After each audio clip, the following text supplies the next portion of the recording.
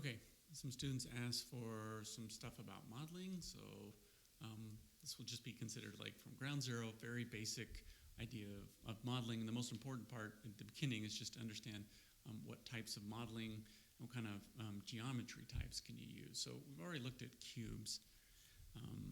We created our little boxy rig, right?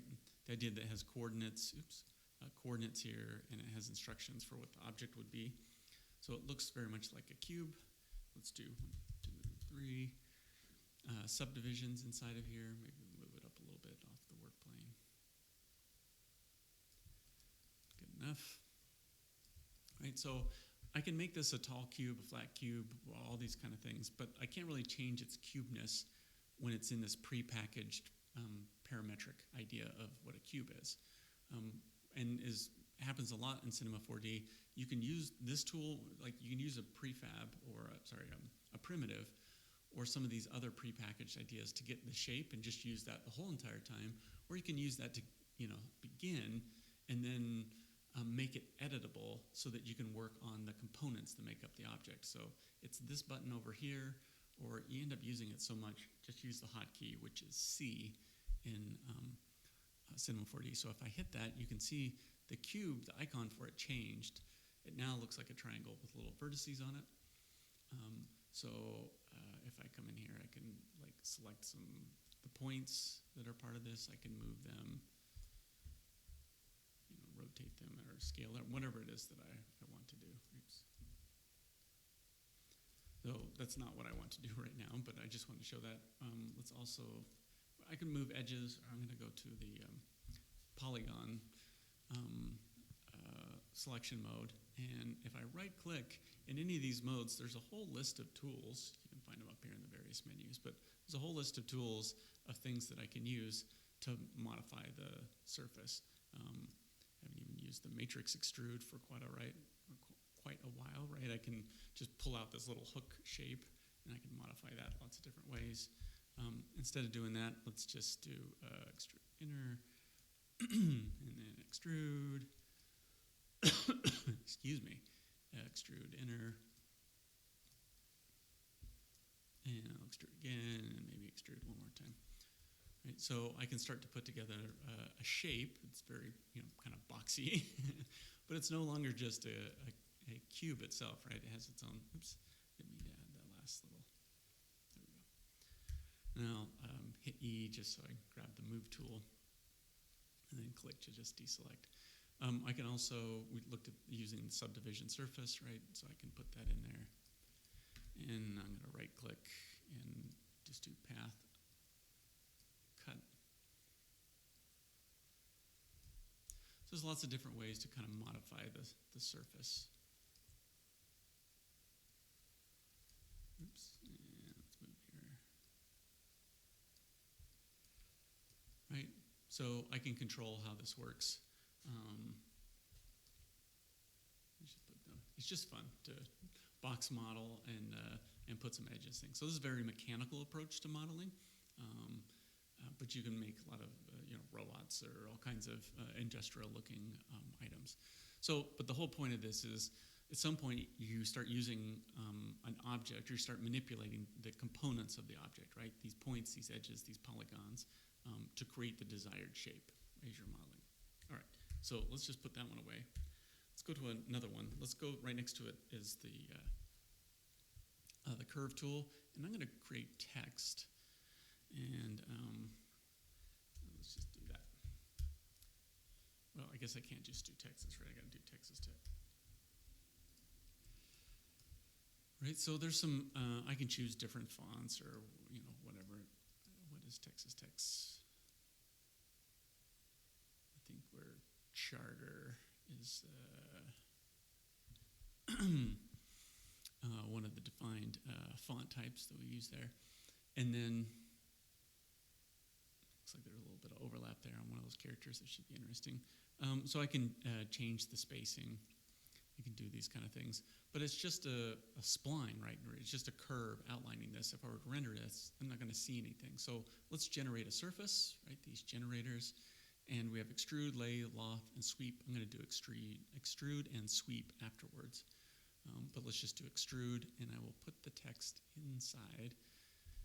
Right, so now I have some text, and within that extrude, I can change the sizing of this.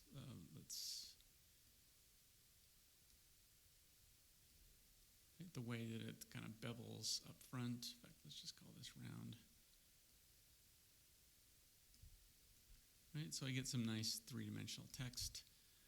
How many segments to kind of smooth that out as we go along. So, yay, three-dimensional text. And the nice thing in Cinema 4D is that this is non-destructive at this point. So I can go back and say, I just use my name, maybe, oops. Right, so maybe I just wanted to animate my own name, or I wanted to put a different whatever in there, right? So you can always come back to this and change this and modify it.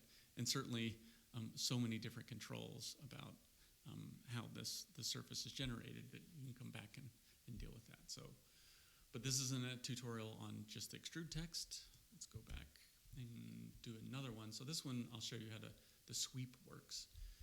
And maybe we'll show how that works and how you can edit it, and then edit in one kind of non-destructive way, and then we can actually go to the make edit command and then do some things with that. So let's start by creating a circle. Let's make that 10 centimeters. Just going to zoom in on that just a little. And then actually maybe we'll go to the top view, and I'm going to grab the Spline Tool. Now, there's a lot of different ways that I could draw with this. I could use the Bezier mode, so you would like draw out the handles. I'm going to use the B-spline, which is, you'll see here as I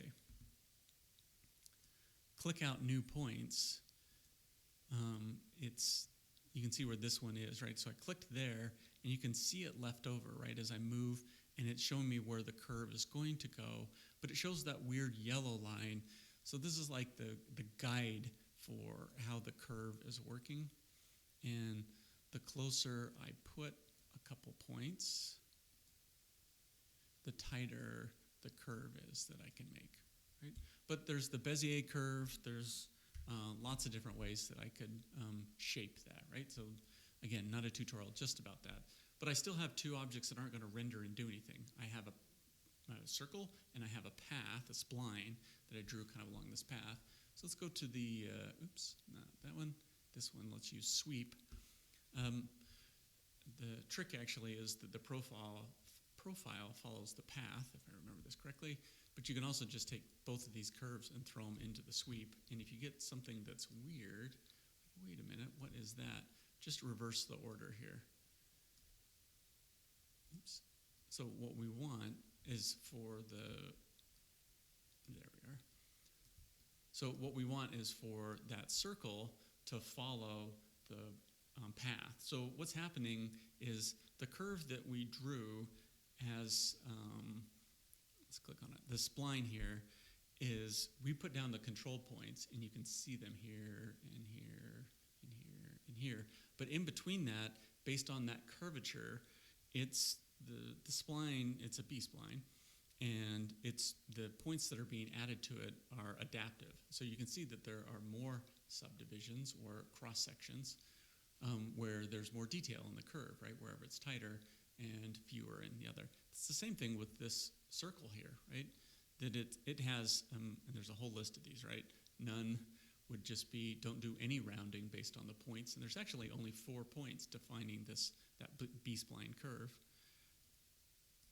We can do natural, and we can turn down how many are in there, right? So how many subdivisions we want. So why would you care about that, right? Like, you know, is this even important? Well, the answer is yes, but give me a moment to just show some of the other things about this tool. Because again, it's in still kind of an edit mode. So if I wanted to, I could, oops, see if my machine's going to freeze on me. There we go.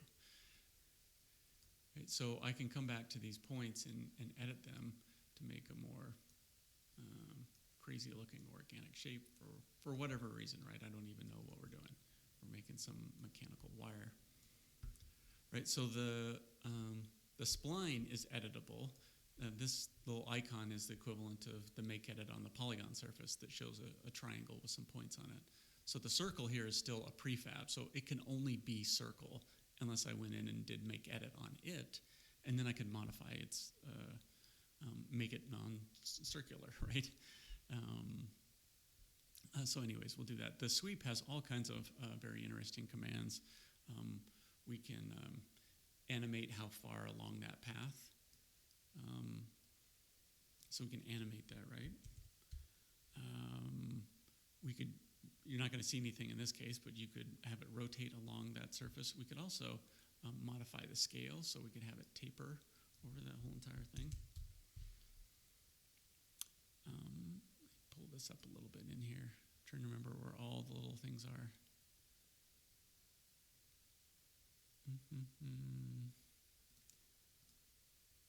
Caps, objects, and under the details here, so we can actually change the scale. So I love this. If I hold down the, there we go. The command key, that's what it is. We'll add a point. So you can see I can create this really awesome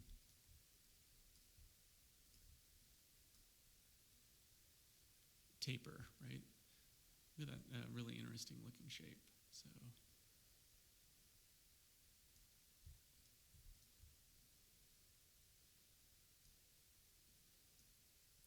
Right, so you can define how that thickness is running across that surface. So already that's a pretty interesting little shape. So if you're thinking from a design standpoint, that's not bad at all, right? And there's so many different things. We could make the spline dynamic so it acts like a hair or a rope or something like that.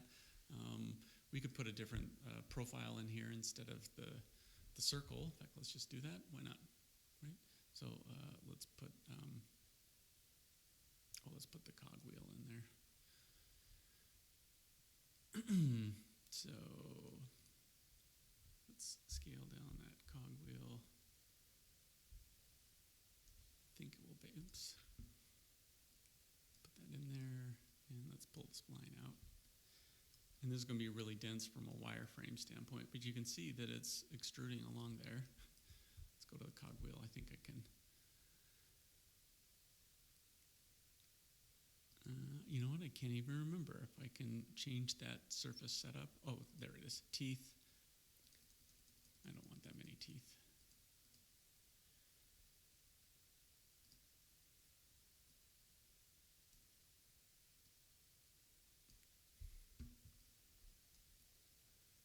Right, so you can see that's being kind of extruded across that surface, and I have this very interesting looking wire across there. If I turn off shaded lines, right? So you can see I have that shape. So again, whatever profile I've created, it's running along that surface, and I can modify that as needed. So let's get rid of the cogwheel. We'll just go back to that surface, and let me turn the lines back on. So I wanted to make one point here is that if I do the make edit command, depending on what I want to do and how I want to edit it. So if I want this level of detail with these kind of edges, this would be perfect to have in here. But in this case, I want to be able to modify so I can maybe like extrude some sections out of it. You'll see. So if I come to the spline, maybe I would just say none. So you can see that it's just this polygon setup, or maybe what I'd do is, let's make sure it still stays round. So let's do natural.